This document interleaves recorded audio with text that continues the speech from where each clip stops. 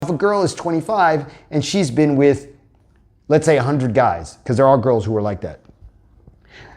That to me is not a red flag in the sense of like, oh, there's no way I could have a relationship with this girl. That's not what it would mean to me. What it means to me is, okay, the fact that we had sex is unlikely to lead to an ongoing relationship with this person.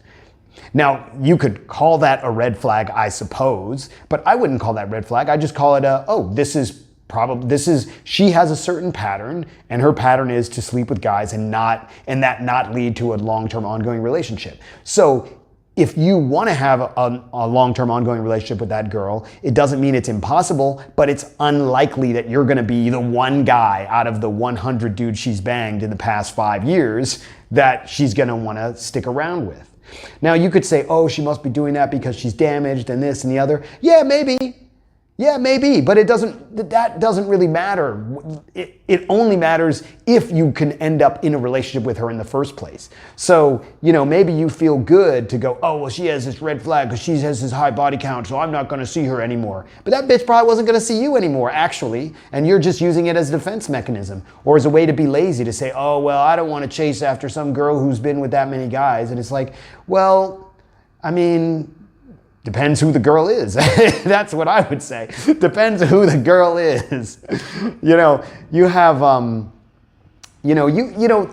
it's funny because guys pretend that they have all this pride around it, but you can see that guys are so thirsty for, porn stars, for OnlyFans girls who make a living fucking dudes on camera. And they are falling in love with them and telling them that these girls are princesses and all this stuff. I don't have a strong opinion about, whether those girls are princesses or not.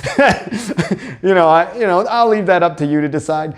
But the fact is that the body count in and of itself doesn't matter. What matters is how that manifests in her behavior and in the way she lives in the world and interacts with you. That's the concern, not the number itself. And so I think all of the time when people are talking about red flags, they're using these generic things that are negative instead of realizing that, everyone has lots of negative things about them. And it's more about, do those negative things make it difficult for you to have a relationship that you can be happy with that person? That is the ultimate question.